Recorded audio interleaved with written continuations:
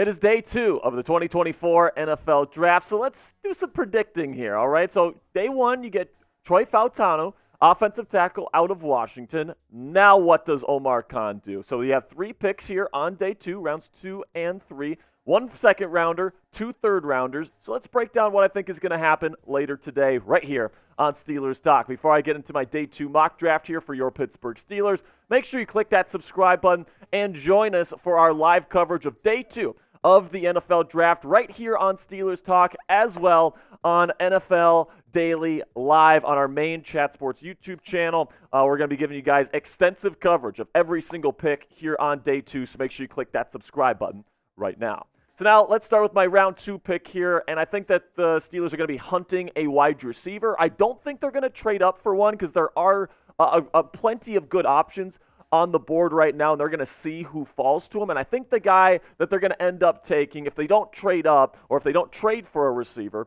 is going to be Malachi Corley out of Western Kentucky. I think that he brings exactly what Arthur Smith is looking for in terms of a yard after the catch threat. Okay, he loves these guys that can catch it in short areas, on slants, on drags, get them out in space, and then let them go win. Malachi Corley is arguably, maybe outside of Malik Neighbors, the best with the ball in his hands in space. He is very big, he is strong, he is hard to bring down. And if you got a guy like George Pickens, who's a legit number 1 threat on the perimeter, and you pair him with a guy like Malachi Corley, who is an excellent run blocker as well, by the way, I just think that this is a really good pairing that Arthur Smith is going to want to see in black and gold in 2024. Then in round 3, this is where I think they will address interior offensive line.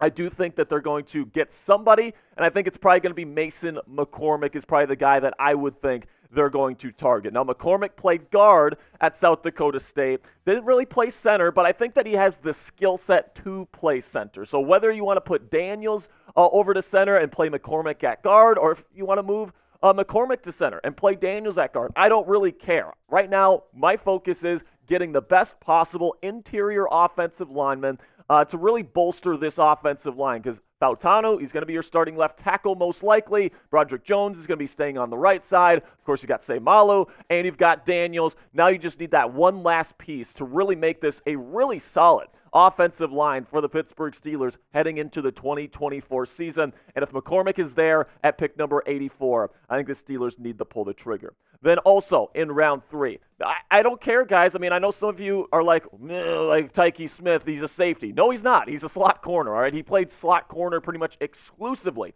at Georgia last year. And in my opinion, he is the best slot corner in this year's draft. And right now, Pro Football Focus says you can get him at the end of round 3. That is an incredible value. He also can play in the box if you need him to. He's a very savvy run defender, very well built, and he's got 4.4 speed. So if you want to play him at free safety, you can do that as well. So I think the Steelers would draft him to play in the slot right away. Your 3 starting corners next year would be Joey Porter Jr. and Dante Jackson on the outside, and then Tykee Smith would be your starting slot right away. And then you're kind of hoping that maybe a Corey Trice Jr. or a Darius Rush or maybe somebody else really starts to develop, and maybe they take over Dante Jackson's role on the outside if they have a really good training camp. But I think the Tykee Smith thing, if you have injuries at safety, you can move Tykee around. He's a versatile chess piece that I know Mike Tomlin is going to love. So if you can get him in round 3 here at number 8, like Pro Football Focus projects, I think that he would be an excellent fit and a great addition to the Steelers defense. Now, so here's my mock draft haul right here, guys. I think at 51, Malachi Corley. Then you got Mason McCormick out of South Dakota State there at 84, interior offensive lineman. And then Tykee Smith, your slot corner there at the end of round 3. Grade my day 2 mock draft for me right down there in the comment section. A, B, C, D, or F for today's pinned comment. YouTube's going to throw you an ad break here in just a couple of seconds. When that happens, take advantage of that time by grading my mock draft. So also, guys, I think something you need to be keeping your eye on today is a potential wide receiver trade. Now, I think if there's no wide receiver trade, expect a wide receiver to be taken in round 2 because, listen, man, whoever they end up taking to be the number 2 receiver in this draft, they're going to be expected to fill that role right away. They're going to be thrown right into the fire if they don't get a veteran to bolster this wide receiver room right now. So there's definitely some guys out there that are still available via trade. I wouldn't say a Brandon Ayuk trade is impossible at this point, but I would say it's probably unlikely. I think the 49ers are probably more willing to get rid of Deebo Samuel, but we'll go over the options here in just a second. But before we go over the wide receiver trade targets for the Pittsburgh Steelers today, let's have a word from our sponsor here at Prize Picks. And big shout out to Prize Picks for sponsoring today's edition of Steelers Talk. And they've got specials for new and returning users alike for the start of the MLB season. When you head on over to prizepicks.com/CLNS or download the Prize Picks app today.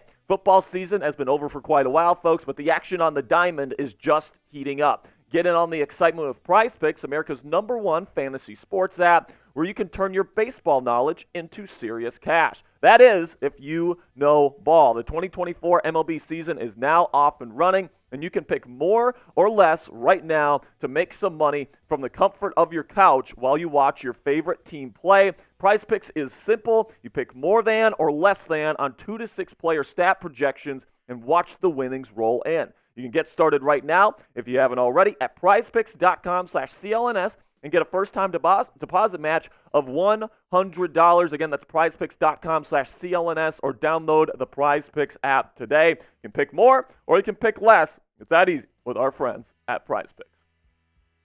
Okay, guys, so let's get into the trade targets here for the Pittsburgh Steelers at wide receiver today, because there's still some receivers that teams might be looking to unload here in day 2 of the NFL draft. The 2 guys that I would say watch out for are Deebo Samuel from the San Francisco 49ers, because he has a little bit of an injury history and he is a little bit expensive. I think if the 49ers are going to extend Brandon Ayuk, they probably want to unload Deebo Samuel's contract. So watch out for Deebo to get dealt somewhere today. And then also Cortland Sutton, the Broncos. Of course, they drafted Bo Nix last night, but Courtland is somebody that doesn't really fit Sean Payton's style of offense. They even tried to trade him last offseason. They were unsuccessful in doing that. They already traded Jerry Jeudy this offseason, so I think Sutton is definitely somebody that could get dealt today as well. So let's take a look at what I would offer if I'm Steelers GM Omar Khan. The most I'd be willing to give up for Deebo Samuel is pick number 84. This would allow you to take an interior offensive lineman at